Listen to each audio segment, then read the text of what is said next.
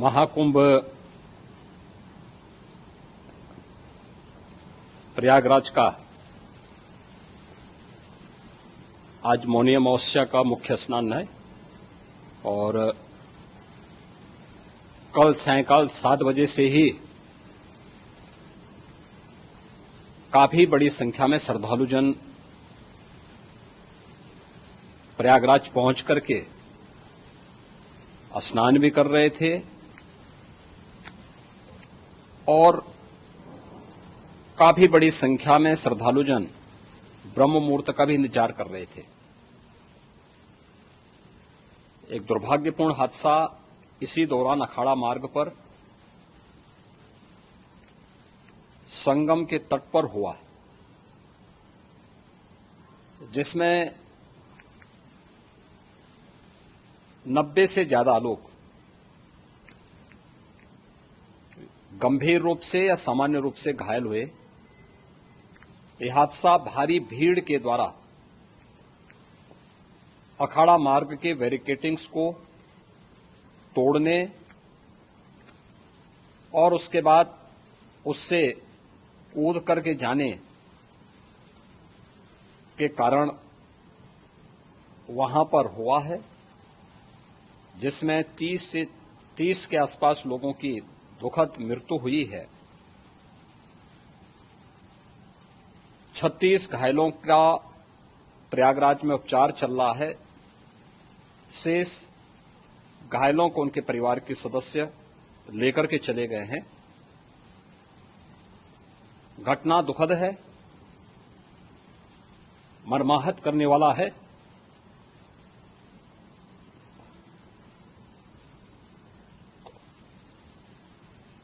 उन सभी परिजनों के प्रति हमारी पूरी संवेदना है। हम लोग रात्रि से ही लगातार प्रशासन के संपर्क में हैं। मेला प्राधिकरण, पुलिस प्रशासन, एनडीआरएफ, एसडीआरएफ,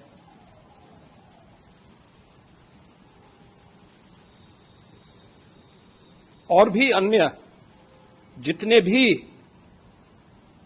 व्यवस्थाएं हो सकती थी उन सबको वहां पर तैनात किया गया है। परिणाम उसी का है कि हादसे के कुछ ही देर के बाद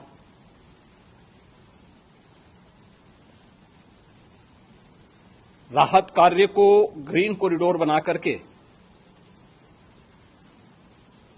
प्रशासन ने, पुलिस ने,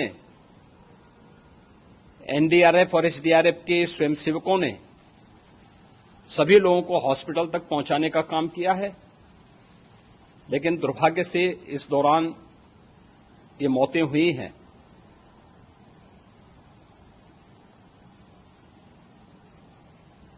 स्वाभाविक रूप से इन सब मुद्दों पर प्रश्न उठना स्वाभाविक भी है।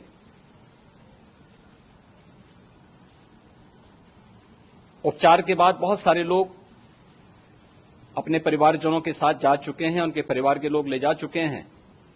जो बाकी बच्चे हैं उनका उपचार चल रहा है।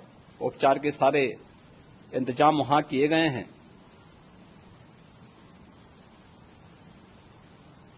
प्रेशर मौनी अमावस्या का ये मुख्य स्नान है महाकुंभ का, और बहुत ज्यादा प्रेशर प्रयागराज में होने के कारण सभी प्रकार के मार्ग भी चौक थे। रात्रि से ही प्रशासन उन मार्गों को खुलवाने और स्थिति को सामान्य करने के लिए पूरी तत्परता के साथ लगा भी रहा।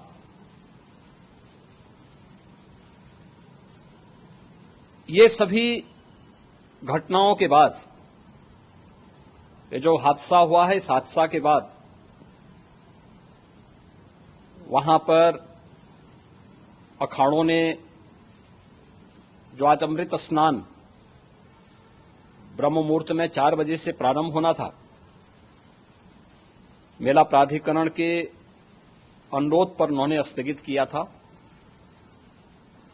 अपराह्न में अमृत स्नान प्रारंभ हुआ, जिसमें सभी अखाड़ों ने और अन्य जो सहयोगी संस्थाएं हैं उन लोगों ने इसमें भाग लिया। सभी पूज्य आचार्य महामंडलेश्वर भी इस अमृत स्नान में भागीदार बने। प्रयागराज में आज 8 करोड़ से अधिक लोगों का, श्रद्धालुओं का दबाव था। यद्यपि अगल बगल के जनपदों में मिर्जापुर, भदोई, प्रतापगढ़, फतेहपुर, कौशाम्बी, इन सभी जनपदों में भी होल्डिंग एरिया बना करके काफी बड़े पैमाने पर श्रद्धालुओं जनों को रोका गया था, जिन्हें अमृत स्नान संपन्न होने के बाद सभी अखाड़े स्नान संपन्न कर चुके हैं। उसके बाद अब वहां से रिलीज किया गया है। इतना भारी दबाव ये पहली बार वहां पर देखने को मिला था, और जिसके बारे में हम लोगों ने पूरे इंतजाम करने के प्रयास भी किए गए थे। रेलवे स्टेशनों पर, चाहे वह जोशी हो, चाहे वह प्रयागराज सिटी हो, प्रयागराज हो, फाफामऊ हो, उन सभी पर लगातार दबाव बना रहा। रेलवे ने भी इस दौरान वहां के दबाव को ध्यान में रखते हुए मेला स्पेशल चलाई। रूटीन और मेला स्पेशल को मिलाकर के लगभग 300 से अधिक ट्रेन रेलवे के द्वारा अब तक चलाई जा चुकी हैं, और जिससे श्रद्धालु जनों को उनके गंतव्य तक पहुंचाया जा सके। उत्तर प्रदेश परिवहन निगम ने भी अपनी 8000 से अधिक बसेज श्रद्धालु जनों को उनके गंतव्य तक पहुंचाने के लिए लगाया हुआ है, और जिससे उन सबको सुरक्षित उनके घरों तक पहुंचाया जा सके। दिन भर स्मूथली, बहुत ही सुगमता के साथ पूरा स्नान इसके बाद हुआ है, जिसमें पूज्य शंकराचार्य, आचार्य महामंडलेश्वर, वरिष्ठ संतजन और सभी अखाड़ों ने इसमें पूरा सहयोग भी किया और पूरे कार्यक्रम को सकुशल संपन्न करने में अपना योगदान भी दिया है। ये सभी घटनाएं मर्माहत करने वाली भी हैं और एक सबक भी है, लेकिन हादसे के तह में भी जाने की आवश्यकता है, और इसी दिशा से सरकार ने भी तय किया है कि हम इसकी एक जुडिशियल इंक्वायरी भी करेंगे, क्योंकि कई बार रिव्यू होने के बाद स्थानीय स्तर पर हर प्रकार की सतर्कता के बाद आखिर कहां से ऐसे हादसे फिर भी होते हैं और हुए हैं। इसके लिए हम लोगों ने न्यायमूर्ति हर्ष कुमार के नेतृत्व में पूर्व डीजी श्री वीके गुप्ता और retired IAS Shri DK Singh, इन 3 सदस्यीय जुडिशियल कमीशन को भी इसके लिए गठित किया जा रहा है। इन सभी अन्य कार्यों के साथ साथ हम लोगों ने वहां की पूरी घटना पर आज पूरे दिन भर एक एक घटना को लेकर के मुख्यमंत्री का जो कंट्रोल रूम था, उस कंट्रोल रूम से भी, चीफ सेक्रेटरी के कंट्रोल रूम से भी, डीजीपी के कंट्रोल रूम से भी लगातार इन चीजों की मॉनिटरिंग की जाती रही। दिन भर बैठक चली है और लगातार एक एक घटना को लेकर के वहां पर प्रशासन के साथ संवाद भी रहा है, विभिन्न अखाड़ों के साथ संवाद रहा है, अन्य संतों के साथ भी दिन भर हम लोग संवाद बनाते रहे हैं। प्रातःकाल से आदरणीय प्रधानमंत्री जी का,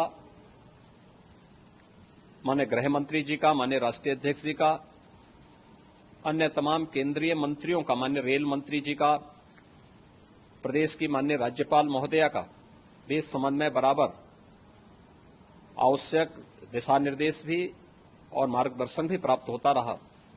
इसको लेकर के यहां पर सरकार ने उसे नीचे मजबूती के साथ उतारने का कार्य करने का प्रयास किया। घटना अत्यंत दुखद है। मृतकों के प्रति मेरी विनम्र श्रद्धांजलि है। जितने भी मृतक के परिजन हैं, उन सभी परिवारजनों के प्रति जिन्होंने अपने परिवार के सदस्यों को खोया है, मेरी संवेदनाएं हैं। विनम्र श्रद्धांजलि, उनके प्रति संवेदना मेरी है। और इस पूरी घटना की हम लोग न्यायिक जांच करवा करके इसकी तह में भी जाएंगे।